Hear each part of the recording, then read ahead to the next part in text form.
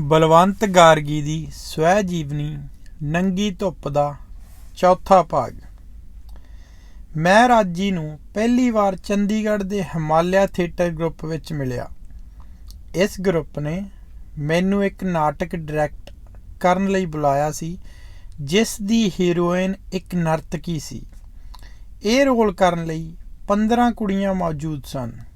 ਮੈਂ ਉਹਨਾਂ ਨੂੰ ਆਖਿਆ ਕਿ ਹਰ ਕੁੜੀ ਸਟੇਜ ਉੱਤੇ ਤੁਰ ਕੇ ਨਰਤਕੀ ਦੇ ਸਾਰੇ ਗੁਣ ਪੇਸ਼ ਕਰੇ। ਨਰਤਕੀ ਦੀ ਉਮਰ, ਸੁਭਾਅ, ਨਖਰਾ ਤੇ ਕਲਾ। ਇਹ ਨਰਤਕੀ ਇਹੋ ਜਿਹੀ ਹੈ, ਕਮੀਨੀ, ਦਰਿਆਦਿਲ, ਲੋਭਣ, ਅਸ਼ਲੀਲ ਜਾਂ ਉੱਤਮ। ਉਸ ਦੇ ਜਜ਼ਬੇ, ਉਸ ਦੇ ਵਿਚਾਰ, ਉਸ ਦੀ ਸੰਵੇਦਨਾ ਚਾਲ ਵਿੱਚ ਵੀ ਉੱਭਰ ਕੇ ਆਵੇ। ਇਹ ਇੱਕ ਪ੍ਰਕਾਰ ਦਾ ਤਕਨੀਕੀ ਚੈੱਕਅਪ ਸੀ। ਐਕਟਰਸਾਂ ਦੀ ਕਲਾ ਦਾ ਜਾਇਜ਼ਾ, ਨਿਰਲੇਪ ਤੇ ਠੰਡਾ, ਦਰਜੀ ਦੇ ਮਾਪ ਵਾਂਗ। ਮੈਂ ਕਾਗਜ਼ ਉੱਤੇ ਪੈਨਸਲ ਨਾਲ ਨੋਟ ਕਰ ਰਿਹਾ ਸਾਂ। ਜਦੋਂ ਰਾਜੀ ਦੀ ਵਾਰੀ ਆਈ ਤੇ ਮੈਂ ਉਸ ਨੂੰ ਦੇਖਿਆ ਤਾਂ ਮੇਰੇ ਖਿਆਲ ਖਿੰਡ ਗਏ। ਉਸ ਵਿੱਚ ਇੱਕ ਅਜੀਬ ਜੰਗਲੀ ਲਚਕ ਸੀ, ਇੱਕ ਲਾਪਰਵਾਹੀ ਤੇ ਜੋਬਨਮਤੀ ਕਸ਼ਿਸ਼। ਇੱਕ ਪਲ ਲਈ ਉਹ ਮੈਨੂੰ ਇਉਂ ਨਜ਼ਰ ਆਈ ਜਿਵੇਂ ਉਸਨੇ ਬਸਤਰ ਨਾ ਪਹਿਨੇ ਹੋਣ। ਉਸ ਦੀ ਗਰਦਨ, ਪਿੱਠ, ਨਿਤੰਬ ਤੇ ਲੱਤਾਂ। ਜਦੋਂ ਉਹ ਮੁੜੀ ਤਾਂ ਮੈਨੂੰ ਲੱਗਿਆ ਉਸ ਦੀਆਂ ਸਡੋਲ ਸ਼ਰਬਤੀ ਛਾਤੀਆਂ ਨਜ਼ਰ ਆਈਆਂ। ਮੈਂ ਸੋਚਣ ਲੱਗਾ ਕਿ ਜਿਸ ਮਰਦ ਨਾਲ ਇਹ ਕੁੜੀ ਵਿਆਹ ਕਰੇਗੀ, ਕੀ ਉਸ ਨੂੰ ਇਸ ਦੇ ਰੂਪ ਦਾ ਗਿਆਨ ਹੋਵੇਗਾ? ਉਸ ਦੇ ਜਿਸਮ ਵਿੱਚ ਲੁਕੇ ਗਰਮ ਜਜ਼ਬੇ ਦਾ ਗਿਆਨ, ਸਰੀਰ ਦੀ ਉਸ ਖੂਬਸੂਰਤੀ ਦਾ। ਇੱਕ ਦਿਨ ਮੈਂ ਦੁਪਹਿਰ ਪਿੱਛੋਂ ਘਰ ਆਇਆ ਤਾਂ ਦੇਖਿਆ ਰਾਜੀ ਮੇਰੇ ਨਿੱਕੇ ਪੜ੍ਹਨ ਵਾਲੇ ਕਮਰੇ ਵਿੱਚ ਬੈਠੀ ਮੈਨੂੰ ਉਡੀਕ ਰਹੀ ਸੀ। ਮੈਂ ਉਸ ਨੂੰ ਪੁੱਛਿਆ, ਚਾਹ ਪੀਵੇਂਗੀ? ਉਸ ਨੇ ਹਾਂ ਆਖੀ ਤਾਂ ਮੈਂ ਕਿਚਨ ਵਿੱਚ ਗਿਆ ਤੇ ਬਿਜਲੀ ਦੀ ਕੇਤਲੀ ਵਿੱਚ ਪਾਣੀ ਭਰ ਕੇ ਬਟਨ ਦੱਬ ਦਿੱਤਾ। ਜਿੰਨੀ ਬੱਚਿਆਂ ਨਾਲ ਕ੍ਰਿਸਮਸ ਦੇ ਗੀਤ ਗਾਉਣ ਲਈ ਗਈ ਹੋਈ ਸੀ, ਸੁਰਤੀ ਆਪਣੇ ਕਮਰੇ ਵਿੱਚ ਮੰਜੀ ਉੱਤੇ ਬੈਠੀ ਸੀ। ਮੈਂ ਮੁੜ ਕੇ ਦੇਖਿਆ ਤਾਂ ਰਾਜੀ ਮੇਰੇ ਪਿੱਛੇ ਕਿਚਨ ਵਿੱਚ ਆ ਗਈ। ਉਹ ਬੋਲੀ, ਮੈਂ ਲਿਆਉਣੀ ਆ ਚਾਹ ਤੁਹਾਡੇ ਲਈ। ਉਹ ਚਾਹ ਤਿਆਰ ਕਰਕੇ ਮੇਰੇ ਪੜ੍ਹਨ ਵਾਲੇ ਕਮਰੇ ਵਿੱਚ ਲੈ ਆਈ। ਉਹ ਮੰਜੀ ਉੱਤੇ ਬੈਠ ਗਈ ਤੇ ਬੋਲੀ, ਮੈਂ ਤੁਹਾਡੇ ਬਾਰੇ ਸੋਚਦੀ ਸਾਂ ਕਿ ਤੁਹਾਨੂੰ ਕਿਵੇਂ ਮਿਲਾਂ। ਤੁਸੀਂ ਹਮੇਸ਼ਾ ਮਸਰੂਫ ਰਹਿੰਦੇ ਹੋ, ਹਮੇਸ਼ਾ ਲੋਕਾਂ ਨਾਲ ਘਿਰੇ ਹੋਏ। ਉਸ ਦੀਆਂ ਅੱਖਾਂ ਵਿੱਚ ਇੱਕ ਅਜੀਬ ਨਸ਼ੀਲੀ ਵਾਸ਼ਨਾ ਦੀ ਚਮਕ ਸੀ, ਸ਼ਾਇਦ ਖੁਸ਼ੀ ਦੀ ਜਾਂ ਕਿਸੇ ਹੋਰ ਜਜ਼ਬੇ ਦੀ। ਉਹ ਬੋਲੀ, ਮੈਂ ਤੁਹਾਨੂੰ ਮਿਲਣ ਆਈ ਹਾਂ ਕਿਉਂਕਿ ਮੈਨੂੰ ਤੁਹਾਡੀ ਲੋੜ ਹੈ, ਤੁਹਾਡੀ ਦੋਸਤੀ ਦੀ। ਮੈਂ ਤੁਹਾਡੇ ਬਾਰੇ ਅਖਬਾਰਾਂ ਵਿੱਚ ਪੜ੍ਹਿਆ ਸੀ, ਪੰਜਾਬੀ ਫਿਲਮ ਰਸਾਲਿਆਂ ਵਿੱਚ। ਚਿਰਾਂ ਤੋਂ ਮੈਂ ਸੋਚ ਰਹੀ ਸਾਂ ਕਿ ਕਿਵੇਂ ਤੁਹਾਨੂੰ ਮਿਲਾਂ। ਫਿਰ ਮੈਂ ਤੁਹਾਡੇ ਅਮਰੀਕਾ ਜਾਣ ਬਾਰੇ ਪੜ੍ਹਿਆ, ਤੁਹਾਡੀ ਸ਼ਾਦੀ ਬਾਰੇ, ਤੇ ਫਿਰ ਇੱਕ ਦਿਨ ਅਖਬਾਰ ਵਿੱਚ ਪੜ੍ਹਿਆ ਕਿ ਤੁਸੀਂ ਚੰਡੀਗੜ੍ਹ ਥੀਏਟਰ ਦਾ ਡਿਪਾਰਟਮੈਂਟ ਕਾਇਮ ਕਰਨ ਲਈ ਸੋਚ ਰਹੇ ਹੋ। ਮੇਰੀ ਤਮੰਨਾ ਵੱਧ ਗਈ ਤੁਹਾਨੂੰ ਮਿਲਣ ਦੀ। ਜਦੋਂ ਮੈਂ ਸਕੂਲ ਵਿੱਚ ਪੜ੍ਹਦੀ ਸਾਂ ਤੇ ਫਿਰ ਕਾਲਜ ਵਿੱਚ, ਤਾਂ ਤੁਹਾਡੀ ਕੁਆਰੀ ਟੀਸੀ ਤੇ ਕਣਕ ਦੀ ਬੱਲੀ ਨਾਟਕ ਪੜ੍ਹੇ। ਮੈਂ ਸੋਚਿਆ ਕਿ ਤੁਹਾਡੇ ਨਾਟਕ ਦੀ ਹੀਰੋਇਨ ਤਾਰੋ ਮੈਂ ਹਾਂ। ਤਾਰੋ ਦਾ ਵਲਦਾ ਵੇਗ, ਉਸ ਦਾ ਅੰਨਾ ਪਿਆਰ, ਉਸ ਦੀ ਤੜਫ ਮੈਂ ਮਹਿਸੂਸ ਕਰਦੀ ਸਾਂ। ਸੋਚਦੀ ਸਾਂ, ਇਹ ਆਦਮੀ ਕਿਹੋ ਜਿਹਾ ਹੋਵੇਗਾ ਜੋ ਔਰਤ ਦੇ ਮਨ ਦੀਆਂ ਡੂੰਘਾਈਆਂ ਨੂੰ ਸਮਝਦਾ ਹੈ। ਪਰ ਉਸ ਵੇਲੇ ਮੇਰੇ ਵਿੱਚ ਹਿੰਮਤ ਨਹੀਂ ਸੀ ਕਿ ਮੈਂ ਚਿੱਠੀ ਲਿਖ ਸਕਾਂ। ਮੈਂ ਡਰਦੀ ਸਾਂ। ਉਸ ਨੇ ਮੈਨੂੰ ਦੱਸਿਆ ਕਿ 2 ਸਾਲ ਪਹਿਲਾਂ ਇੱਕ ਵਾਰ ਕਿਸੇ ਡਿਪਟੀ ਡਾਇਰੈਕਟਰ ਦੇ ਘਰ ਉਹ ਮੈਨੂੰ ਕਿਸੇ ਡਿਨਰ 'ਤੇ ਮਿਲੀ ਸੀ। ਉਸ ਨੇ ਫਰੋਜੀ ਰੰਗ ਦੀ ਸਾੜੀ ਪਹਿਨੀ ਹੋਈ ਸੀ, ਜਿਸ ਦਾ ਸੁਨਹਿਰੀ ਪੱਲਾ ਸੀ। ਉਸ ਦੇ ਸੋਹਣੇ ਰੰਗੇ ਝੁਮਕੇ ਪਾਏ ਹੋਏ ਸਨ। ਮੈਂ ਡਿਨਰ 'ਤੇ ਸਭ ਤੋਂ ਪਿੱਛੋਂ ਆਇਆ ਤੇ ਸਭ ਤੋਂ ਪਹਿਲਾਂ ਚਲਾ ਗਿਆ। ਉਸ ਦੇ ਯਾਦ ਕਰਾਉਣ ਤੇ ਮੈਨੂੰ ਹਲਕਾ ਯਾਦ ਆਇਆ ਕਿ ਮੈਂ ਉਸ ਨੂੰ ਉੱਥੇ ਦੇਖਿਆ ਸੀ, ਪਰ ਚੰਗੀ ਤਰ੍ਹਾਂ ਨਹੀਂ। ਥੋੜ੍ਹੀ ਦੇਰ ਗੱਲ ਕਰਦੇ ਰਹੇ। ਇੱਕ ਅਜੀਬ ਜਜ਼ਬਾ ਗਰਮ ਰੌ ਵਾਂਗ ਵਗ ਰਿਹਾ ਸੀ। ਮੈਂ ਇਸ ਤਪਸ਼ ਨੂੰ ਮਹਿਸੂਸ ਕੀਤਾ ਤੇ ਯਕਦਮ ਖਾਮੋਸ਼ੀ ਤੇ ਇਕਾਂਤ, ਜਿਸ ਵਿੱਚ ਡਰ ਜਾ ਲੱਗਦਾ ਸੀ। ਉਸਨੇ ਆਖਿਆ, ਮੇਰੀ ਦੋਸਤੀ ਮਨਜ਼ੂਰ ਹੈ ਨਾ? ਮੈਂ ਉਸ ਦੇ ਨਾਲ ਹੱਥ ਮਿਲਾ ਕੇ ਆਖਿਆ, ਮਨਜ਼ੂਰ ਹੈ। ਨਾਲ ਹੀ ਇੱਕ ਚਰਨਾਹਟ ਜਿਹੀ ਦੌੜ ਗਈ ਮੇਰੇ ਅੰਦਰ। ਇਹ ਦੋਸਤੀ ਕਿਹੋ ਜਿਹੀ ਸੀ? ਜਦੋਂ ਇੱਕ ਤੀਵੀਂ ਮਰਦ ਨੂੰ ਦੋਸਤੀ ਲਈ ਆਖਦੀ ਹੈ ਤਾਂ ਸ਼ਾਇਦ ਇਹ ਦੋਸਤੀ ਮਦਦ ਲਈ ਹੈ ਕਿ ਪਿਆਰ ਲਈ। ਰਾਜੀ ਨੇ ਸਿਰਫ ਖੁਸ਼ੀ ਜ਼ਾਹਿਰ ਕੀਤੀ ਤੇ ਸ਼ੁਕਰੀਆ ਅਦਾ ਕੀਤਾ ਤੇ ਕਰਕੇ ਚਲੀ ਗਈ। ਇੱਕ ਦਿਨ ਉਹ ਜਿੰਨੀ ਤੇ ਬੱਚਿਆਂ ਲਈ ਤੋਹਫੇ ਲੈ ਕੇ ਆਈ। ਛੇਤੀ ਹੀ ਜਿੰਨੀ ਤੇ ਰਾਜੀ ਸਹੇਲੀਆਂ ਬਣ ਗਈਆਂ। ਦੋਨਾਂ ਨੂੰ ਮਿਊਜ਼ਿਕ ਅਤੇ ਖਾਣੇ ਪਕਾਉਣ ਦਾ ਸ਼ੌਂਕ ਸੀ। ਕਈ ਵਾਰ ਦੋਵੇਂ ਕਿਚਨ ਵਿੱਚ ਕੋਈ ਕੇਕ ਜਾਂ ਪੁਡਿੰਗ ਤਿਆਰ ਕਰ ਰਹੀਆਂ ਹੁੰਦੀਆਂ ਤੇ ਮੈਨੂੰ ਉਹਨਾਂ ਦੇ ਹਾਸੇ ਦੀ ਆਵਾਜ਼ ਸੁਣਦੀ। ਮੈਂ ਉਹਨਾਂ ਦੇ ਸਹੇਲਪੁਣੇ ਤੋਂ ਖੁਸ਼ ਸਾਂ, ਕਿਉਂਕਿ ਇਸ ਦੀ ਓਟ ਵਿੱਚ ਮੈਂ ਰਾਜੀ ਲਈ ਆਪਣੇ ਜਜ਼ਬੇ ਨੂੰ ਪਾਲ ਸਕਦਾ ਸਾਂ। ਇਸ ਪਰਦੇ ਹੇਠ ਮੈਂ ਰਾਜੀ ਨੂੰ ਵਧੇਰੇ ਖੁੱਲ੍ਹੀ ਤਰ੍ਹਾਂ ਮਿਲ ਸਕਦਾ ਸਾਂ। ਮੈਂ ਰਾਜੀ ਨੂੰ ਹਮੇਸ਼ਾ ਐਕਟਰਾਂ ਅਤੇ ਐਕਟਰਸਾਂ ਨਾਲ ਹੀ ਮਿਲਦਾ ਸਾਂ ਜਾਂ ਜਿੰਨੀ ਨਾਲ, ਪਰ ਉਸ ਦੀ ਮੌਜੂਦਗੀ ਵਿੱਚ ਮੈਂ ਇੱਕ ਅਜੀਬ ਹੁਲਾਸ ਮਹਿਸੂਸ ਕਰਦਾ। ਰਾਤ ਹੋ ਚੁੱਕੀ ਸੀ ਜਦੋਂ ਮੈਂ ਥੀਏਟਰ ਤੋਂ ਘਰ ਮੁੜਿਆ।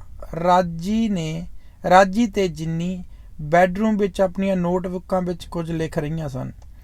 ਮੈਨੂੰ ਦੇਖ ਕੇ ਦੋਵੇਂ ਹੱਸੀਆਂ ਤੇ ਆਖਣ ਲੱਗੀਆਂ। ਮੈਂ ਐਨ ਵੇਲੇ ਸਿਰ ਘਰ ਮੁੜਿਆ ਸਾਂ।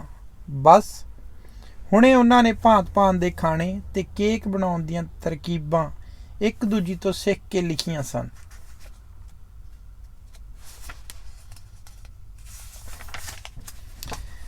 ਰਾਜੀ ਉੱਠੀ ਤੇ ਕਿਹਾ ਕਿ ਉਸ ਨੂੰ ਚਿਰ ਹੋ ਗਿਆ ਹੈ ਤੇ ਉਸਨੇ ਘਰ ਜਾਣਾ ਹੈ।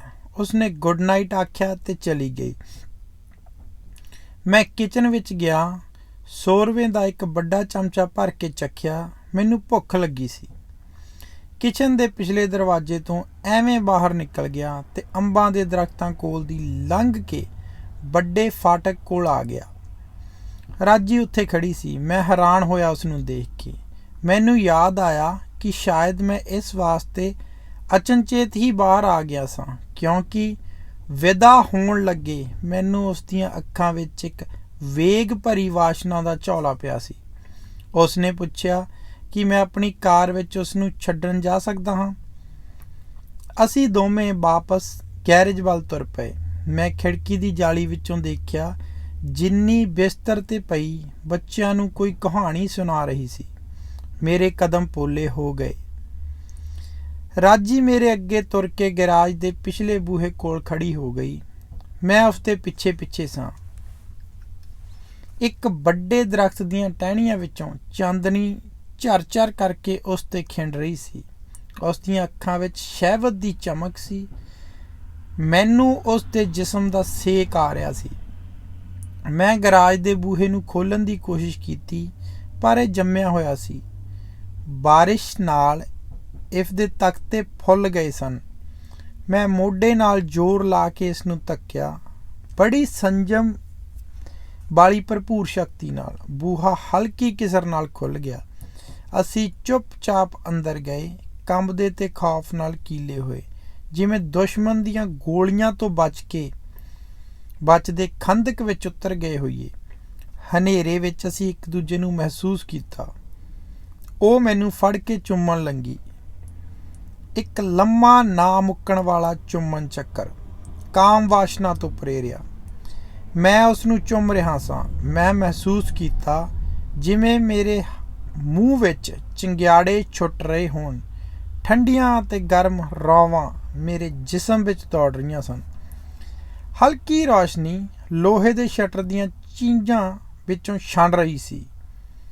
ਹੁਣ ਸਾਡੀਆਂ ਅੱਖਾਂ ਦੂਧੀਆ ਹਨੇਰੇ ਵਿੱਚ ਦੇਖਣ ਦੀਆਂ ਆਦੀ ਹੋ ਚੁੱਕੀਆਂ ਸਨ। ਸਾਡੇ ਵੇਗ ਨਾਲ ਭਰੇ ਸਰੀਰਾਂ ਦੀਆਂ ਹਰਕਤਾਂ ਇਉਂ ਸਨ ਜਿਵੇਂ ਪਾਣੀ ਹੇਠ ਹੁਸ਼ਿਆਰ ਤੈਰਾਕ ਹੋਣ। ਹਰ ਚੀਜ਼ ਲਹਿਰਾਂ ਵਿੱਚ ਭਿੱਜੀ ਤੇ ਡੁੱਬੀ। ਉਸਨੇ ਆਪਣੇ ਕੱਪੜੇ ਹੌਲੀ ਹੌਲੀ ਉਤਾਰ ਕੇ ਸੁੱਟ ਦਿੱਤੇ। ਉਸ ਦੀ ਚਿੱਟੀ ਅੰਗੀ ਕਿਸੇ ਚੀਨੇ ਕਬੂਤਰ ਵਾਂਗ ਫੜਫੜਾ ਕੇ ਡਿੱਗੀ। ਮੈਂ ਉਸ ਦੀਆਂ ਪਸਲਮੀਆਂ ਛਾਤੀਆਂ ਨੂੰ ਮਹਿਸੂਸ ਕੀਤਾ, ਉਸ ਦੇ ਗੁੰਦਵੇਂ ਜਿਸਮ ਨੂੰ, ਉਸ ਦੀ ਭਖਦੀ ਦੇਹ ਨੂੰ। ਮੇਰਾ ਹੱਥ ਉਸ ਦੀ ਗਰਦਨ ਤੇ ਪਿੱਠ ਤੋਂ ਹੁੰਦਾ ਹੋਇਆ ਉਸ ਦੇ ਨੰਗੇ ਨਿਤੰਬਾਂ ਨੂੰ ਮਹਿਸੂਸ ਕਰ ਰਿਹਾ ਸੀ, ਸਡੋਲ ਤੇ ਭਰਮੇ। ਅਸੀਂ ਦੋਵੇਂ ਕੱਚੇ ਫਰਸ਼ ਉੱਤੇ ਇੱਕ ਮਹਾ ਸੰਭੋਗ ਵਿੱਚ ਲੀਨ ਹੋ ਗਏ। ਉਸ ਦੇ ਸੰਘਣੇ ਕਾਲੇ ਵਾਲ ਮੇਰੀਆਂ ਉਂਗਲਾਂ ਤੇ ਮੂੰਹ ਵਿੱਚ ਫਸ ਜਾਂਦੇ। ਸਾਡੇ ਪੈਰਾਂ ਦੇ ਅੰਗੂਠੇ ਨੰਗੀਆਂ ਲੱਤਾਂ ਉੱਤੇ ਇੱਕ ਟੂਣੇ ਭਰੀ ਭਾਸ਼ਾ ਉੱਕਰ ਰਹੇ ਸਨ, ਜਿਵੇਂ ਕੋਈ ਗਿੱਲੀ ਰਿਉਤ ਉੱਤੇ ਸਿਆਲ ਉਂਗਲ ਨਾਲ ਕੁਝ ਲਿਖ ਰਿਹਾ ਹੋਵੇ। ਸਾਡਾ ਸਰੀਰ ਇੱਕ ਦੂਜੇ ਵਿੱਚ ਧੱਸਦਾ ਜਾ ਰਿਹਾ ਸੀ, ਇੱਕ ਦੂਜੇ ਵਿੱਚ ਪਿਘਲਦੇ ਤੇ ਜਜ਼ਬ ਹੁੰਦੇ। ਕਾਲੇ ਬਾਲਾਂ ਦੀ ਚੁਭਦੀ ਹੋਈ ਲੂ ਤੇ ਗਰਮ ਸਾਹ, ਗੁੰਨੇ ਹੋਏ ਮਾਸ ਤੇ ਕੰਬਦੀ ਹੋਈ ਸਹਿਵਤ ਦਾ ਸੇਕ, ਜਿਵੇਂ ਚੌਲਾਂ ਦੀ ਪਿੱਛ ਦੀ ਹਾਂਡੀ ਉੱਭਰ ਰਹੀ ਹੋਵੇ। ਫਿਰ ਚਿੱਟੀਆਂ ਰੌਸ਼ਨੀ ਦੀਆਂ ਲਹਿਰਾਂ ਚਮਕੀਆਂ ਤੇ ਇੱਕ ਧਮਾਕੇ ਨਾਲ ਸਰੀਰ ਵਿੱਚ ਅਦੁੱਤੀ ਨੂਰ ਖਿੰਡ ਗਿਆ। ਤਾਰਿਆਂ ਦਾ ਬੂਰ ਤਰੋਕਿਆ ਗਿਆ ਤੇ ਇੱਕ ਭਿੱਜੀ ਗੰਧ ਫੈਲ ਗਈ, ਜਿਵੇਂ ਦੱਬੇ ਹੋਏ ਗਿੱਲੇ ਪੱਤਿਆਂ ਦੀ ਬਾਂਸ, ਇੱਕ ਅਜੀਬ ਕੱਚੀ ਬਾਂਸ, ਨਿਸਲ ਤੇ ਬੇਹੋਸ਼ ਕਰ ਦੇਣ ਵਾਲੀ ਬਾਂਸ। ਜਦੋਂ ਅਸੀਂ ਬਾਹਰ ਨਿਕਲੇ ਤਾਂ ਚੰਦ ਦੀਆਂ ਦੂਧੀਆ ਰੌਸ਼ਨੀ ਘਾਹ ਦੇ ਲਾਨ ਉੱਤੇ ਡੁੱਲ ਰਹੀ ਸੀ। ਮੈਂ ਮੁੜਿਆ ਤਾਂ ਜਿੰਨੀ ਘੂਕ ਸੁੱਤੀ ਪਈ ਸੀ। ਮੈਂ ਕਿਚਨ ਵਿੱਚ ਗਿਆ, ਖਾਣਾ ਗਰਮ ਕੀਤਾ ਤੇ ਖੜੇ ਨੇ ਹੀ ਹੌਲੀ ਹੌਲੀ ਖਾ ਲਿਆ। ਬੈੱਡਰੂਮ ਵਿੱਚ ਆਇਆ ਤੇ ਮਲਕੜੇ ਜਿਹੇ ਜਿੰਨੀ ਨਾਲ ਪੈ ਗਿਆ। ਮੇਰਾ ਸਰੀਰ ਅਜੀਬ ਝਰਨਾਟਾਂ ਤੇ ਸਵਾਦਾਂ ਨਾਲ ਭਰਿਆ ਹੋਇਆ ਸੀ। ਬਹੁਤ ਚਿਰ ਗਿਆ ਮੈਂ ਹਨੇਰੇ ਵਿੱਚ ਜਿੰਨੀ ਦੇ ਸਾਹਾਂ ਦੀ ਆਵਾਜ਼ ਸੁਣਦਾ ਰਿਹਾ। ਫਿਰ ਮੈਂ ਸੌਂ ਗਿਆ। ਰਾਜੀ ਅਕਸਰ ਰਿਹਰਸਲ ਪਿੱਛੋਂ ਠਹਿਰ ਜਾਂਦੀ ਤੇ ਅਸੀਂ ਦੋਵੇਂ ਇੱਕ ਢਾਬੇ ਤੇ ਜਾ ਕੇ ਰੋਟੀ ਖਾਂਦੇ। ਉਸਨੇ ਮੈਨੂੰ ਦੱਸਿਆ ਕਿ ਉਸ ਦਾ ਬਾਪ ਰਿਟਾਇਰ ਬ੍ਰਿਗੇਡੀਅਰ ਸੀ। ਉਸਦੇ 2 ਭਰਾ ਸਨ, ਇੱਕ ਬਹੁਤ ਤਿੱਖੇ ਸੁਭਾਅ ਵਾਲੀ ਜਾਬਰ ਮਾਂ। ਰਾਜੀ ਦੀ ਸ਼ਾਦੀ ਇੱਕ ਠੇਕੇਦਾਰ ਦੇ ਪੁੱਤ ਨਾਲ ਹੋਈ ਸੀ। ਉਹ ਇੱਕ ਸ਼ਵਾਬੀ ਕਵਾਬੀ ਜੂਏਬਾਜ਼ ਸੀ। 1 ਸਾਲ ਪਿੱਛੋਂ ਉਹਨਾਂ ਦੇ ਘਰ ਇੱਕ ਧੀ ਜੰਮੀ। ਰਾਜੀ ਬੋਲੀ, ਉਹ ਨਿਰਾ ਜਾਨਵਰ ਸੀ। ਇੱਕ ਦਿਨ ਉਹ ਆਪਣੀ ਟਾਈਪਿਸਟ ਨੂੰ ਘਰ ਲੈ ਆਇਆ। ਜਦੋਂ ਮੈਂ ਉਸ ਚੁੜੇਲ ਨੂੰ ਬੁਰਾ ਭਲਾ ਆਖਿਆ ਤਾਂ ਮੇਰੇ ਖਾਵੰਦ ਨੇ ਮੇਰੇ ਚਪੇੜ ਕੱਢ ਮਾਰੀ। ਉਸਨੇ ਸ਼ਰਾਬ ਪੀਤੀ ਹੋਈ ਸੀ, ਮੈਨੂੰ ਗਾਲਾਂ ਕੱਢੀਆਂ। ਉਸ ਵੇਲੇ ਮੈਂ ਗਰਭਵਤੀ ਸਾਂ। ਉਸ ਨੂੰ ਮੇਰੇ ਵਿੱਚ ਕੋਈ ਦਿਲਚਸਪੀ ਨਹੀਂ। ਇਸ ਪਿੱਛੋਂ ਮੈਂ ਉਸ ਨੂੰ ਇੱਕ ਹੋਰ ਤੀਵੀਂ ਨਾਲ ਉਸਦੇ ਦਫ਼ਤਰ ਵਿੱਚ ਜਾ ਫੜਿਆ। ਮੈਨੂੰ ਕਿਸੇ ਇਸ ਬਾਰੇ ਦੱਸਿਆ ਸੀ। ਮੈਂ ਸਿੱਧੀ ਦਫ਼ਤਰ ਗਈ, ਦਰਵਾਜ਼ੇ ਨੂੰ ਜ਼ੋਰ ਨਾਲ ਠੁੱਡਾ ਮਾਰਿਆ ਤੇ ਉਹ ਖੁੱਲ੍ਹ ਗਿਆ। ਅੰਦਰ ਗਈ ਤਾਂ ਦੇਖਿਆ ਉਹ ਕਿਸੇ ਤੀਵੀਂ ਨੂੰ ਪੱਟ ਤੇ ਬਿਠਾਈ ਬੈਠਾ ਸੀ।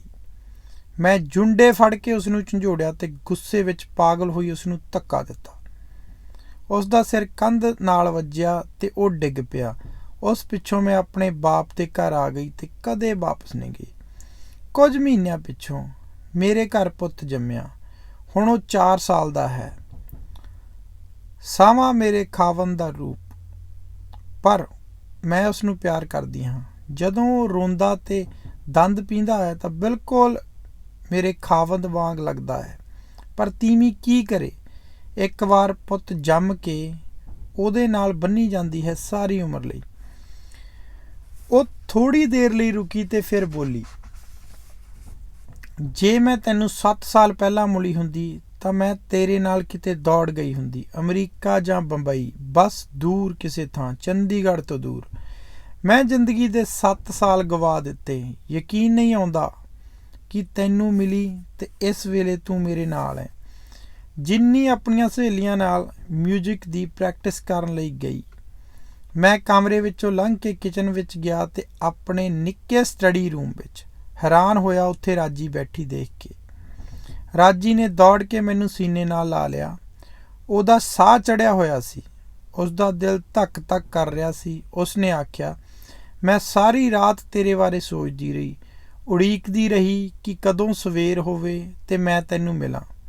ਮੈਂ ਤੇਰੇ ਕੋਲ ਹਾਂ, ਤੇਰੇ ਚਰਨਾਂ ਵਿੱਚ। ਦੇਖ, ਤੇਰੇ ਲਈ ਇੱਕ ਇਹ ਤੋਹਫਾ ਲੈ ਕੇ ਆਈ ਹਾਂ। ਉਸ ਨੇ ਇੱਕ ਨਿੱਕੀ ਜਿਹੀ ਡੱਬੀ ਖੋਲੀ ਤੇ ਉਸ ਵਿੱਚੋਂ ਸੰਧੂਰ ਦੀ ਚੂੰਬੀ ਭਰੀ ਤੇ ਮੇਰੀ ਤਲੀ ਤੇ ਰੱਖ ਕੇ ਆਖਿਆ, ਲੈ, ਇਹ ਸੰਧੂਰ ਮੇਰੀ ਮਾਂਗ ਵਿੱਚ ਭਰ ਦੇ। ਆਖ ਕੇ ਮੈਂ ਤੇਰੀ ਬੀਵੀ ਹਾਂ। ਆਖੇ ਸ਼ਗਨਾਂ ਭਰਿਆ ਸ਼ਬਦ ਬੀਵੀ। ਤੇਰੀ ਸੱਜ ਵਿਆਹੀ ਵਹੁਟੀ, ਮੈਂ ਤੇਰੀ ਹਾਂ ਹਮੇਸ਼ਾ ਲਈ। ਮੈਂ ਸਰੀਰ ਤੇਰੇ ਲਈ ਅਰਪਣ ਕਰਦੀ ਹਾਂ, ਹਰ ਚੀਜ਼। ਮੈਂ ਤੈਨੂੰ ਸਦਾ ਖੁਸ਼ ਰੱਖਾਂਗੀ। ਕੋਈ ਤੀਵੀਂ ਤੈਨੂੰ ਇੰਨਾ ਪਿਆਰ ਨਹੀਂ ਕਰ ਸਕਦੀ ਜਿੰਨਾ ਮੈਂ ਕਰੂੰ। ਤੂੰ ਹੀ ਇੱਕ ਐਸਾ ਆਦਮੀ ਹੈ ਜਿਸ ਨੇ ਮੇਰੇ ਅੰਦਰ ਇੱਕ ਅਜੀਬ ਤੜਫ ਭਰ ਦਿੱਤੀ।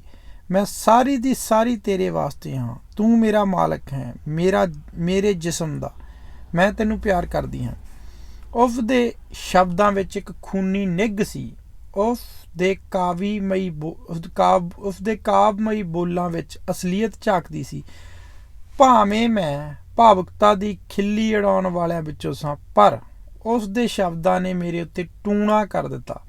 ਮੈਂ ਇਹ ਸ਼ਬਦ, ਮੈਂ ਤੈਨੂੰ ਪਿਆਰ ਕਰਦੀ ਹਾਂ, ਲੱਖਾਂ ਕਰੋੜਾਂ ਵਾਰ ਦੁਹਰਾਏ ਗਏ ਹੋਣਗੇ, ਪਰ ਹਾਲੇ ਵੀ ਸੱਜਰੇ ਸਨ। ਮਹੀਨੇ ਲੰਘ ਗਏ। ਮੈਂ ਦੁਪਾਸੀ ਜ਼ਿੰਦਗੀ ਬਸਰ ਕਰ ਰਿਹਾ ਸਾਂ, ਬੀਵੀ ਨਾਲ ਤੇ ਰਾਜੀ ਨਾਲ। ਇੱਕ ਦਿਨ ਰਾਜੀ ਨੇ ਪੁੱਛਿਆ, ਮੈਨੂੰ ਆਪਣੀ ਜ਼ਿੰਦਗੀ ਬਾਰੇ ਦੱਸ। ਕਿੰਨੀਆਂ ਕੁੜੀਆਂ ਨੂੰ ਪਿਆਰ ਕੀਤਾ ਹੈ ਤੂੰ? ਲੋਕ ਕਹਿੰਦੇ ਹਨ ਤੇਰੇ ਬਹੁਤ ਸਾਰੇ ਇਸ਼ਕ ਹੋਏ ਹਨ। ਮੈਨੂੰ ਨਹੀਂ ਪਤਾ। ਕਿਸੇ ਤੀਵੀਂ ਨਾਲ ਸੌਂ ਜਾਣਾ ਮੇਰੇ ਲਈ ਬਹੁਤੇ ਮਾਇਨੇ ਨਹੀਂ ਰੱਖਦਾ। ਮੈਂ ਇਕੱਲਾ ਰਹਿੰਦਾ ਸਾਂ। ਕੁੜੀਆਂ ਆਉਂਦੀਆਂ ਤੇ ਮੇਰੇ ਘਰ ਆ ਕੇ ਕੁਝ ਦਿਨ ਠਹਿਰ ਜਾਂਦੀਆਂ। ਦੋਸਤ, ਆਰਟਿਸਟ, ਪੇਂਟਰ। ਸ਼ਾਇਦ ਅਜੀਬ ਲੱਗੇ, ਪਰ ਸੱਚੀ ਗੱਲ ਇਹ ਹੈ ਕਿ ਮੈਂ ਕਦੇ ਪਹਿਲ ਨਹੀਂ ਸੀ ਕੀਤੀ। ਮੈਂ ਲਾਪਰਵਾਹ ਸਾਂ। ਮੇਰਾ ਨਿੱਕਾ ਘਰ ਸਭਨਾਂ ਦਾ ਡੇਰਾ ਸੀ। ਕਈ ਕੁੜੀਆਂ ਮੇਰੇ ਨਾਲ ਸੁੱਤੀਆਂ ਹੋਣਗੀਆਂ। ਮੈਂ ਸਮਝੋ ਜਿਵੇਂ ਕੋਈ ਗਸਤੀ ਸਾਂ, ਅਵਾਰਾ ਔਰਤ, ਭਟਕਦੀ ਹੋਈ ਤੀਵੀਂ ਜੋ ਸਰੀਰ ਦੀ ਤ੍ਰਿਪਤੀ ਲਈ ਕਿਸੇ ਵੀ ਮਰਦ ਨਾਲ ਸੌਂ ਜਾਵੇ। ਬਸ ਗਰਮ ਖੂਨ ਤੇ ਗਰਮ ਸਾਹਾਂ ਦਾ ਜੋਸ਼, ਉਸ ਪਿੱਛੋਂ ਆਪਣੀ ਰਾਹ। ਪਰ ਤੂੰ ਇਹਨਾਂ ਸਭਨਾਂ ਤੋਂ ਵੱਖਰੀ ਹੈ। ਮੈਂ ਤੈਨੂੰ ਪਿਆਰ ਕਰਦਾ ਹਾਂ, ਮੈਂ ਤੇਰਾ ਹਾਂ। ਰਾਜੀ ਨੂੰ ਪਿਆਰ ਕਰਦਿਆਂ ਮੇਰਾ ਕਿਸੇ ਵੀ ਚੀਜ਼ ਨੂੰ ਲੁਕਾਉਣ ਨੂੰ ਜੀ ਨਹੀਂ ਸੀ ਕਰਦਾ। ਹਰ ਸੱਚ ਨੂੰ, ਲੁਕੇ ਪਾਪ ਨੂੰ, ਦੱਬੇ ਹੋਏ ਰਾਜ ਨੂੰ ਖੋਲ੍ਹ ਕੇ ਦੱਸਣ ਨੂੰ ਜੀ ਕਰਦਾ ਸੀ। ਕੋਈ ਅਜਿਹੀ ਗੱਲ ਨਹੀਂ ਸੀ ਜਿਸ ਵਿੱਚ ਸ਼ਰਮ ਜਾਂ ਖਾਮੋਸ਼ੀ ਹੋਵੇ। ਹਰ ਚੀਜ਼ ਸੀਲਵੰਤੀ ਤੇ ਸੁੱਚੀ ਬਣ ਜਾਂਦੀ ਉਸ ਨਾਲ ਸਾਂਝੀ ਕਰਕੇ। ਮੈਂ ਉਸ ਨੂੰ ਦੱਸਿਆ ਕਿ ਮੈਂ 23 ਸਾਲ ਦਾ ਸਾਂ ਜਦੋਂ 18 ਸਾਲ ਦੀ ਇੱਕ ਕੁੜੀ ਨਾਲ ਪਿਆਰ ਹੋ ਗਿਆ। ਮੈਂ ਉਸ ਕੁੜੀ ਦੇ ਘਰ ਠਹਿਰਿਆ ਹੋਇਆ ਸਾਂ 1 ਮਹੀਨੇ ਲਈ। ਇੱਕ ਦਿਨ ਉਸ ਦੀ ਮਾਂ ਨੇ ਮੈਨੂੰ ਉਸ ਨਾਲ ਸੁੱਤੇ ਦੇਖ ਲਿਆ ਤੇ ਲੋਹਾ ਲਾਖਾ ਹੋ ਗਈ। ਉਸ ਨੇ ਆਖਿਆ, ਤੈਨੂੰ ਇਸ ਤਰ੍ਹਾਂ ਮੇਰੇ ਘਰ ਆ ਕੇ ਇਹ ਲੱਛਣ ਨਹੀਂ ਸੀ ਕਰਨਾ ਚਾਹੀਦਾ। ਮੇਰੀ ਧੀ ਦਾ ਵਿਆਹ ਹੋਣ ਵਾਲਾ ਹੈ, ਉਹ ਮਾਸੂਮ ਹੈ। ਮੈਂ ਆਪਣੀਆਂ ਅੱਖਾਂ ਹੇਠ ਇਹੋ ਜਿਹਾ ਕੰਮ ਬਰਦਾਸ਼ਤ ਨਹੀਂ ਕਰ ਸਕਦੀ। ਇਹ ਪਾਪ ਹੈ।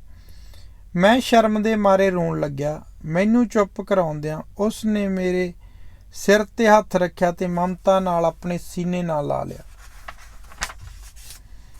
ਮੈਨੂੰ ਪੁੱਤਾਂ ਵਾਂਗ ਪਲੋਸਣ ਲੱਗੀ। ਰਾਤ ਨੂੰ ਮੇਰੀ ਮੰਜੀ ਤੇ ਆਈ ਤੇ ਮਾਂ ਬਣ ਕੇ ਮੈਨੂੰ ਚੁੰਮਣ ਲੱਗੀ। ਫਿਰ ਇਹੋ ਮਮਤਾ ਨੰਗੀ ਸਹਿਵਤ ਵਿੱਚ ਬਦਲ ਗਈ। ਉਸ ਪਿੱਛੋਂ ਮਾਂ ਤੇ ਧੀ ਦੋਵੇਂ ਮੇਰੇ ਨਾਲ ਸੌਣ ਲੱਗੀਆਂ। ਰਾਜੀ ਹੱਸ ਕੇ ਬੋਲੀ, ਜੇ ਮੈਂ ਤੇਰੀ ਮਾਂ ਹੁੰਦੀ ਤਾਂ ਮੈਂ ਵੀ ਤੈਨੂੰ ਕਿਤੇ ਕੱਢ ਕੇ ਲੈ ਜਾਂਦੀ। ਅਮਰੀਕਨ ਔਰਤਾਂ ਦਾ ਇੱਕ ਜਥਾ ਸਿਆਟਲ ਤੋਂ ਭਾਰਤ ਦੀ ਕਲਾ ਦੇਖਣ ਲਈ ਆਇਆ। ਉਹਨਾਂ ਦੀ ਲੀਡਰ ਪ੍ਰੋਫੈਸਰ ਮਿਲਡ ਰੋਜਗਜ਼ ਸੀ, ਜਿਸ ਨੂੰ ਮੈਂ Seattle the university of Washington ਵਿੱਚ ਮਿਲਿਆ ਸਾਂ। ਉਹ ਸਾਰੇ ਚੰਡੀਗੜ੍ਹ ਆਏ। ਬੇਹੱਦ ਗਰਮੀ ਸੀ। 2 ਤੀਵੀਆਂ ਲੂ ਲੱਗਣ ਨਾਲ ਬਿਮਾਰ ਪੈ ਗਈਆਂ। ਅਸੀਂ ਸਾਰਿਆਂ ਨੂੰ ਆਪਣੇ ਘਰ ਅਮਰੀਕਨ ਖਾਣੇ ਲਈ ਬੁਲਾਇਆ। ਠੰਡਾ ਸਲਾਦ, ਠੰਡਾ ਚਿਕਨ, ਠੰਡੀ ਕਾਫੀ, ਠੰਡਾ ਦੁੱਧ। ਮੌਸਮ ਦੀਆਂ ਗੱਲਾਂ ਕਰਨ ਪਿੱਛੋਂ ਅਸੀਂ ਫਰਾਂਸੀਸੀ ਆਰਕੀਟੈਕਟ ਕਾਰਬੂਜੀਏ ਦੀਆਂ ਗੱਲਾਂ ਕਰਨ ਲੱਗ ਪਏ। ਫਿਰ ਲੋਕ ਕਲਾ, ਕਾਂਗੜੇ ਦੇ ਚਿੱਤਰਕਲਾ, ਅਜੰਤਾ, ਤਾਜ ਮਹਿਲ ਤੇ ਆਖਰ ਹਿੰਦੁਸਤਾਨੀਆਂ ਦੇ ਦੋਗਲੇ ਸਦਾਚਾਰ ਦੀਆਂ ਗੱਲਾਂ ਹੋਣ ਲੱਗੀਆਂ। ਉਹ ਆਖਣ ਲੱਗੇ ਕਿ ਭਾਰਤੀ ਫਲਸਫੇ ਤੇ ਮਹਿਜ ਵਿੱਚ ਦੋਗਲਾਪਨ ਹੈ। ਦਪੱਖੀ ਗੱਲ, ਦਪੱਖੀ ਸੋਚ, ਦੋਪੱਖੀ ਵਫਾਦਾਰੀ। ਮਰਦ ਦੀ ਕੀਮਤ ਵੀ ਦੋਗਲੀਆਂ, ਮਰਦਾਂ ਦੀਆਂ ਕੀਮਤਾਂ ਵੀ ਦੋਗਲੀਆਂ ਹਨ।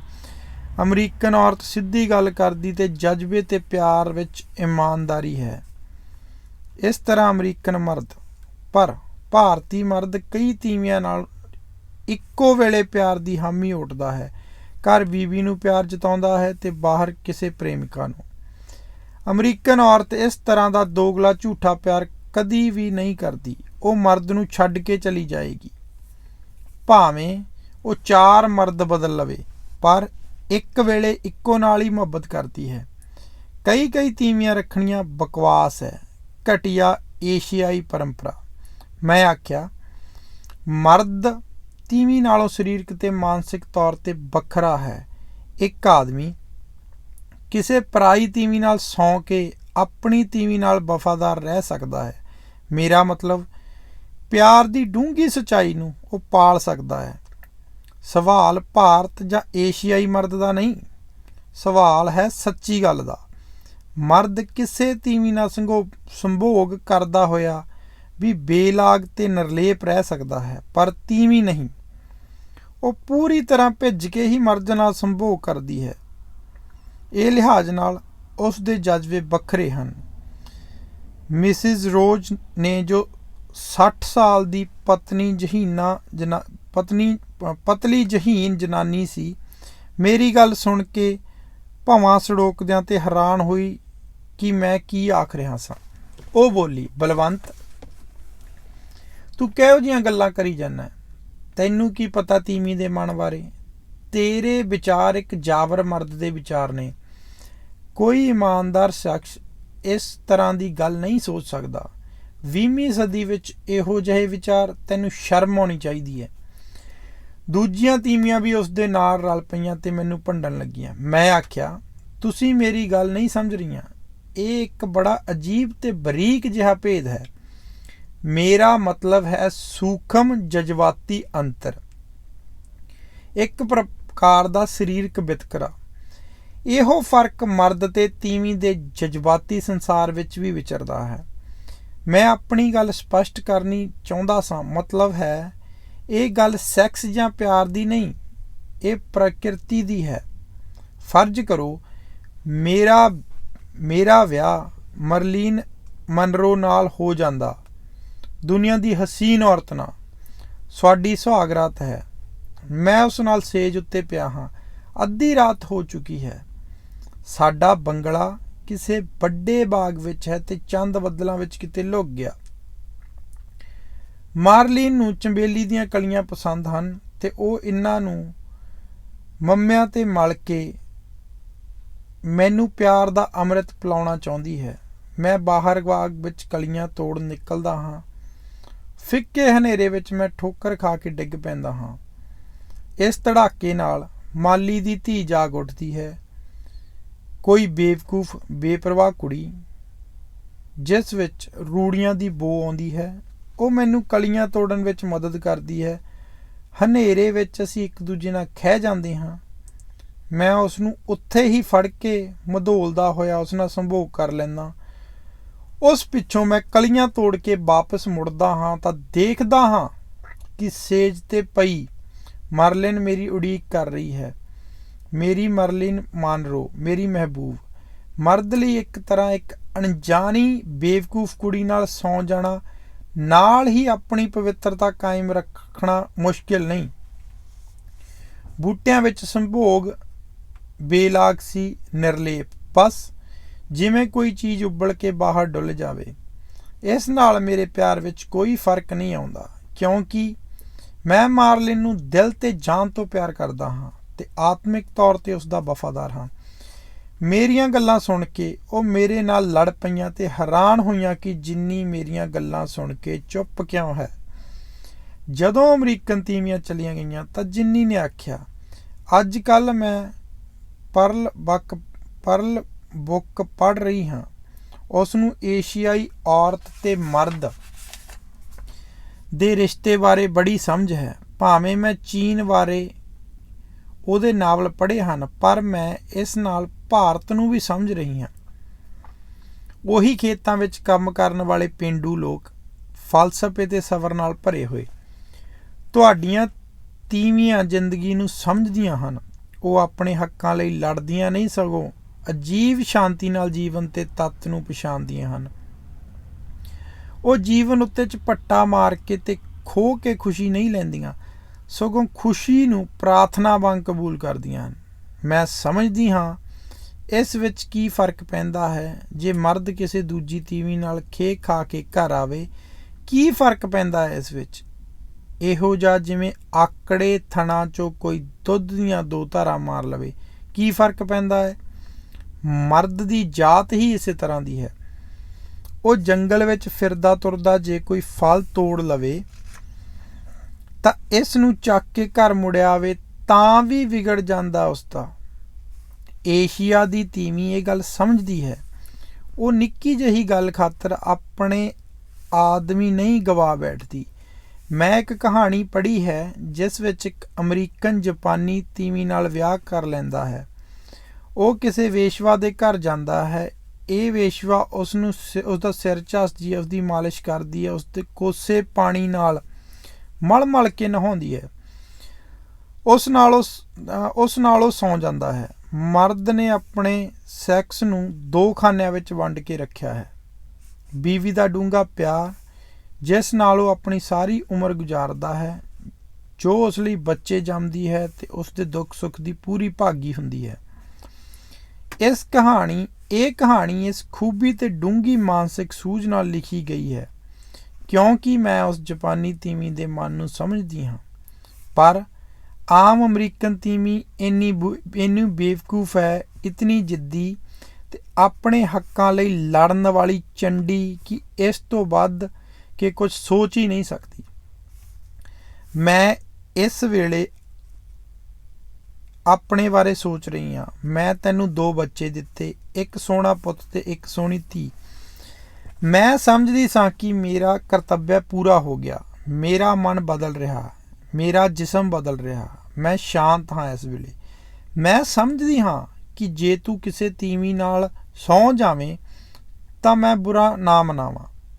ਮੈਂ ਹੈਰਾਨ ਹੋਇਆ ਕਿ ਜਿੰਨੀ ਨੂੰ ਮੇਰੇ ਉੱਤੇ ਸ਼ੱਕ ਸੀ, ਕੀ ਉਹ ਮੇਰੇ ਕੋਲੋਂ ਸੱਚਾਈ ਗੱਲ ਬਕਵਾਉਣਾ ਚਾਹੁੰਦੀ ਸੀ? ਕੀ ਉਹ ਮੇਰੇ ਕੋਲੋਂ ਸੱਚੀ ਗੱਲ ਬਕਵਾਉਣਾ ਚਾਹੁੰਦੀ ਸੀ? ਕੀ ਉਸ ਨੂੰ ਪਤਾ ਲੱਗ ਗਿਆ ਕਿ ਮੈਂ ਇੱਕ ਜਵਾਨ ਐਕਟਰੈਸ ਦੀ ਮੁਹੱਬਤ ਦਾ ਸ਼ਿਕਾਰ ਸਾਂ?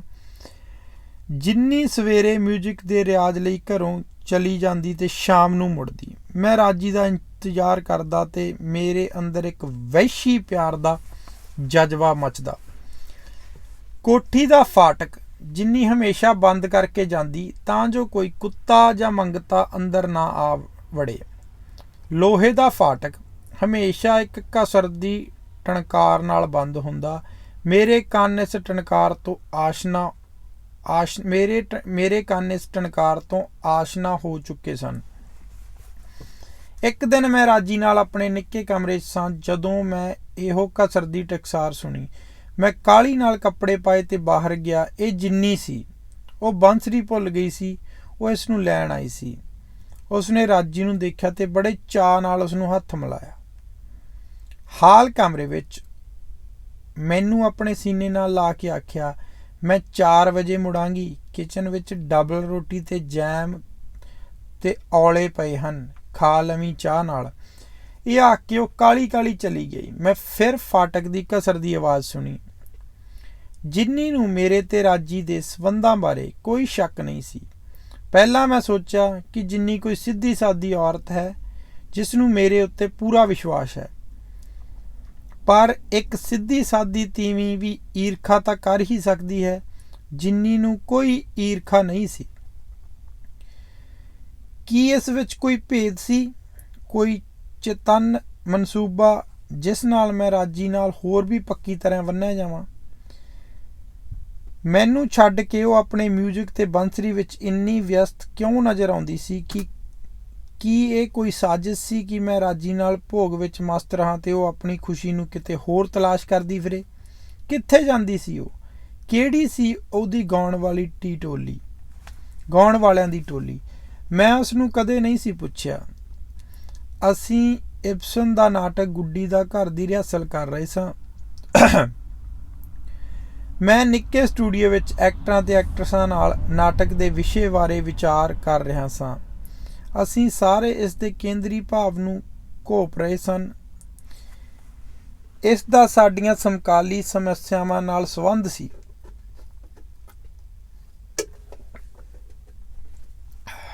ਨਾਟਕ ਦੀ ਹੀਰੋਇਨ ਨੂਰਾ ਅਖੀਰ ਵਿੱਚ ਆਪਣੇ ਪਤੀ ਤੇ 2 ਬੱਚਿਆਂ ਨੂੰ ਛੱਡ ਕੇ ਚਲੀ ਜਾਂਦੀ ਹੈ। ਉਹ ਕਿੱਥੇ ਜਾਂਦੀ ਹੈ? ਠੰਡੀ ਬਰਫੀਲੀ ਰਾਤ ਨੂੰ ਕ੍ਰਿਸਮਸ ਦੇ ਦਿਨ ਉਹ ਘਰੋਂ ਨਿਕਲ ਕੇ ਜਾਂਦੀ ਹੈ। ਅਸੀਂ ਉਸ ਦੇ ਮੰਤਵ ਅਤੇ ਜੀਵਨ ਬਾਰੇ ਵਿਚਾਰ ਕਰ ਰਹੇ ਸਾਂ, ਬਹਿਸ ਕਰ ਰਹੇ ਸਾਂ। ਇਬਸਨ ਨੇ ਨੂਰਾ ਨੂੰ ਕਿਸੇ ਆਸ਼ਿਕ ਨਾਲ ਦੌੜਦੇ ਨਹੀਂ ਸੀ ਦੇਖਿਆ। ਉਹਨਾਂ ਸਮਿਆਂ ਦੇ ਯੂਰਪ ਵਿੱਚ ਕਿਸੇ ਵਸਦੇ ਰਸਦੇ ਘਰ ਦੀ ਸ਼ਰੀਫ ਤੀਵੀਂ ਨਾ ਕਿਸੇ ਗੈਰ ਮਰਦ ਨਾਲ ਦੌੜ ਜਾਣਾ ਘੋਰ ਪਾਪ ਸੀ। ਇਸ ਨੂੰ ਲਿਖਣਾ ਤੇ ਇਸ ਦੀ ਹਮਾਇਤ ਕਰਨਾ ਉਨਾ ਹੀ ਪਾਪ। ਅਸੀਂ ਨਾਟਕ ਦੇ ਵਾਰਤਾਲਾਪ ਤੇ ਇਸ ਦੀਆਂ ਪੰਗਤੀਆਂ ਦੀਆਂ ਤਹਿਾਂ ਨੂੰ ਉਧੇੜਨਾ ਸ਼ੁਰੂ ਕੀਤਾ ਤਾਂ ਮੈਨੂੰ ਇਹ ਨਾਟਕ ਬਹੁਤ ਹੀ ਸਮਕਾਲੀ ਲੱਗਾ, ਅਜੋਕੇ ਯੁੱਗ ਦਾ। ਅੱਜ ਤੀਵੀਂ ਆਪਣੇ ਪਤੀ ਨੂੰ ਇਸ ਲਈ ਨਹੀਂ ਛੱਡਦੀ ਕਿ ਉਸ ਦਾ ਕੋਈ ਆਸ਼ਿਕ ਉਸ ਨੂੰ ਉਧਾਲ ਕੇ ਲੈ ਜਾਂਦਾ ਹੈ, ਸਗੋਂ ਇਸ ਲਈ ਕਿ ਉਸ ਨੇ ਆਪਣੇ ਪਤੀ ਨਾਲ ਕੋਈ ਮਾਨਸਿਕ ਸਾਂਝ ਨਹੀਂ ਰਹਿੰਦੀ। ਜ਼ਿੰਦਗੀ ਬੋਰ ਲੱਗਦੀ ਹੈ, ਬੇਫਾਇਦਾ, ਅਰਥਹੀਨ। ਤੀਵੀਂ ਇਕੱਲ ਹੀ ਟਾਪੂ ਹੈ। ਪਤਨੀ ਨਾਲ ਹੋਈ ਸਾਂਝ ਨਹੀਂ, ਉਹ ਆਪਣੀ ਹੋਂਦ ਦੀ ਤਲਾਸ਼ ਵਿੱਚ ਨਿਕਲਦੀ ਹੈ। ਮੈਂ ਥੀਏਟਰ ਤੋਂ ਰਿਹਰਸਲ ਪਿੱਛੋਂ ਮੁੜਿਆ ਤਾਂ ਜਿੰਨੀ ਬੈੱਡਰੂਮ ਵਿੱਚ ਕ੍ਰਿਸਮਸ ਦੇ ਗੀਤ ਗਾ ਰਹੀ ਸੀ। ਉਸ ਦੀ ਆਵਾਜ਼ ਤੇ ਉੱਚੇ ਪਤਲੇ ਸੁਰ ਇਸ ਤਰ੍ਹਾਂ ਗੂੰਜ ਰਹੇ ਸਨ ਜਿਵੇਂ ਕਿਸੇ ਗਿਰਜਾ ਘਰ ਵਿੱਚ ਹੋਣ। ਮੈਂ ਇਸ ਗੀਤ ਦੀ ਰੂਹਾਨੀ ਗੂੰਜ ਸੁਣੀ, ਬਿਸਮਾਦੀ, ਰੂਹ ਨੂੰ ਟੰਗਣ ਵਾਲੀ ਉੱਚੀ ਆਵਾਜ਼, ਇੱਕ ਪ੍ਰਕਾਰ ਦੀ ਤਰਲੇ ਵਾਲੀ ਪ੍ਰਾਰਥਨਾ ਜੋ ਕਿਸੇ ਅਣਜਾਣੇ ਭਵਿੱਖ ਨੂੰ ਪੁਕਾਰ ਰਹੀ ਹੋਵੇ। ਹਰ ਰੋਜ਼ ਵਾਂਗ ਕਿਚਨ ਵਿੱਚ ਮੇਰੇ ਲਈ ਦਾਲ ਤੇ ਰੋਟੀਆਂ ਪਈਆਂ ਸਨ। ਮੈਂ ਖਾਣੇ ਨੂੰ ਗਰਮ ਕੀਤਾ ਤੇ ਇਸ ਨੂੰ ਟਰੇ ਵਿੱਚ ਰੱਖ ਕੇ ਬੈੱਡਰੂਮ ਵਿੱਚ ਲੈ ਆਇਆ ਤੇ ਚਟਾਈ ਉੱਤੇ ਬੈਠ ਕੇ ਰੋਟੀ ਖਾਣ ਲੱਗਾ। ਜਿੰਨੀ ਬੋਲੀ, ਮੈਨੂੰ ਗਲੀਆਂ ਦੇ ਵਿੱਚ ਕ੍ਰਿਸਮਸ ਦੇ ਗੀਤ ਗਾਉਣਾ ਬਹੁਤ ਚੰਗਾ ਲੱਗਦਾ ਹੈ। ਸਾਡੀ ਟੋਲੀ 6 ਮੁੰਡੇ ਕੁੜੀਆਂ ਦੀ ਹੈ। ਇੱਕ ਮੁੰਡਾ ਅਕਾਰਡੀਅਨ ਵਜਾਉਂਦਾ ਹੈ। ਅਸੀਂ ਘਰ ਘਰ ਜਾ ਕੇ ਸਾਰੇ ਰਲ ਕੇ ਗਾਉਂਦੇ ਹਾਂ ਤੇ ਪੈਸੇ ਇਕੱਠੇ ਕਰਦੇ ਹਾਂ। ਕ੍ਰਿਸਮਸ ਲਈ ਬੜਾ ਹੀ ਚੰਗਾ ਲੱਗਦਾ ਹੈ। ਤੂੰ ਸਮਝਦਾ ਇਹਨਾਂ ਗੀਤਾਂ ਨੂੰ?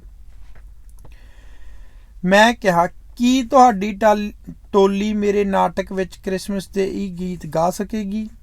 ਕਿਸ ਤਰ੍ਹਾਂ? ਕਿਉਂ? ਮੇਰੇ ਨਾਟਕ ਦੇ ਮੁੱਢ ਵਿੱਚ ਜੇ ਕ੍ਰਿਸਮਸ ਦੇ ਗੀਤ ਹੋਣ ਤਾਂ ਬੜਾ ਸੋਹਣਾ ਲੱਗੇ। ਨਾਟਕ ਦੇ ਸ਼ੁਰੂ ਵਿੱਚ 2 ਬੱਤੀਆਂ ਗੁੱਲ ਹੋ ਜਾਣ ਤਾਂ ਤੁਸੀਂ ਹਨੇਰ ਵਿੱਚ ਦਰਸ਼ਕਾਂ ਵਿਚਕਾਰ ਗਾਉਂਦੇ ਹੋਏ ਦਾਖਲ ਹੋ ਤੇ ਮੰਚ ਦੇ ਇੱਕ ਪਾਸੇ ਵਿੱਚ ਬੈਠ ਜਾਓ। ਤੂੰ ਜੇ ਬੰਸਰੀ ਵਜਾ ਸਕੇ ਤਾਂ ਬਹੁਤ ਚੰਗਾ ਹੋਵੇ। ਇਸ ਦੀ ਸੁਰੀਲੀ, ਦਿਲ ਨੂੰ ਟੁੰਬਣ ਵਾਲੀ ਗੂੰਜ। ਇਹ ਨਾਟਕ ਇੱਕ ਵਸਦੇ ਰਸਦੇ ਘਰ ਦਾ ਹੈ ਜਿਸ ਨੇ ਅੰਤ ਵਿੱਚ ਟੁੱਟ ਜਾਣਾ ਹੈ।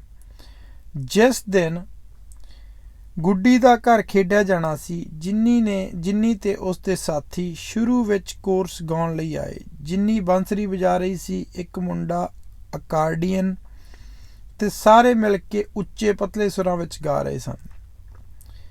ਨਾਟਕ ਦੀ ਹੀਰੋਇਨ ਨੂਰਾ ਕ੍ਰਿਸਮਸ ਦੇ ਤੋਹਫੇ ਲਈ ਮੰਚ ਉੱਤੇ ਦਾਖਲ ਹੁੰਦੀ ਹੈ।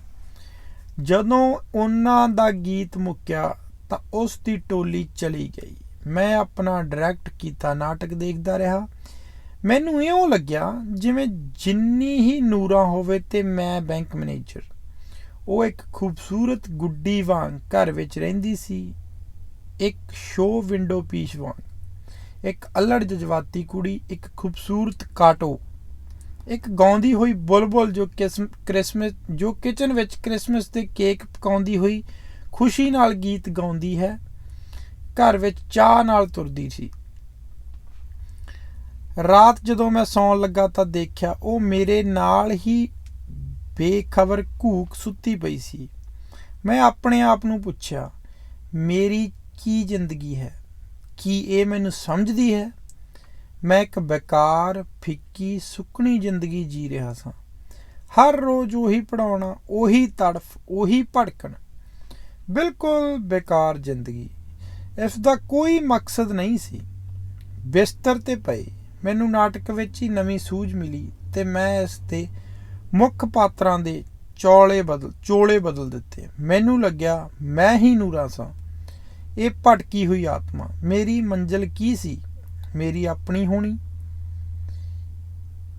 ਕਿਸੇ ਸਾਊ ਪਤਨੀ ਦੀ ਸਮੱਸਿਆ ਨਹੀਂ ਸੀ ਪੇਸ਼ ਕਰ ਰਿਹਾ, ਸਗੋਂ ਇੱਕ ਮਨੁੱਖ ਦੀ, ਇੱਕ ਇਨਸਾਨ ਦੀ, ਇੱਕ ਬਗਾਵਤ ਦੀ ਜੋ ਖੋਖਲੇ ਜੀਵਨ ਦੇ ਖਿਲਾਫ ਸੀ। ਮੀਆਂ ਬੀਬੀ ਦੇ ਬੇਰਸ ਤੇ ਲੋਕ ਦਿਖਾਵੇ ਵਾਲੇ ਸਖਣੇ ਰਿਸ਼ਤੇ ਦੇ ਖਿਲਾਫ। ਇੱਕ ਪ੍ਰਕਾਰ ਦੀ ਬਿਜਲੀ ਦੀ ਚਮਕ ਸੀ ਹਨੇਰੇ ਜੀਵਨ ਵਿੱਚ, ਆਪਣੀ ਹੋਂਦ ਤੇ ਚੇਤਨਤਾ। ਮੈਂ ਆਪਣੇ ਆਪ ਨੂੰ ਨੂਰਾਂ ਦੀ ਮਾਨਸਿਕ ਸਥਿਤੀ ਵਿੱਚ ਖੜਾ ਪਾਇਆ। ਉਹੀ ਸਮੱਸਿਆ, ਉਹੀ ਮਨ ਦੀ ਵੀਰਾਨੀ, ਉਹੀ ਝੂਠਾਪਨ। ਮੇਰੇ ਜੀਵਨ ਦੇ 7 ਸਾਲ, ਸ਼ਾਦੀ ਦੇ 7 ਸਾਲ, ਇੱਕ ਕਾਲੀ ਸੁਰੰਗ ਜੋ ਪਤਾ ਨਹੀਂ ਕਿੱਧਰ ਨੂੰ ਜਾਂਦੀ ਐ ਸੀ। ਕੋਈ ਮਕਸਦ ਨਹੀਂ, ਕੋਈ ਸੇਧ ਨਹੀਂ, ਕੋਈ ਭਵਿੱਖ ਨਹੀਂ। ਬਸ ਜ਼ਿੰਦਗੀ ਦੀ ਗੱਡੀ ਆਪਣੇ ਸਮਾਨ ਅੰਦਰ ਪਟੜੀਆਂ ਉੱਤੇ ਤੁਰੀ ਜਾਂਦੀ। ਧੰਨਵਾਦ।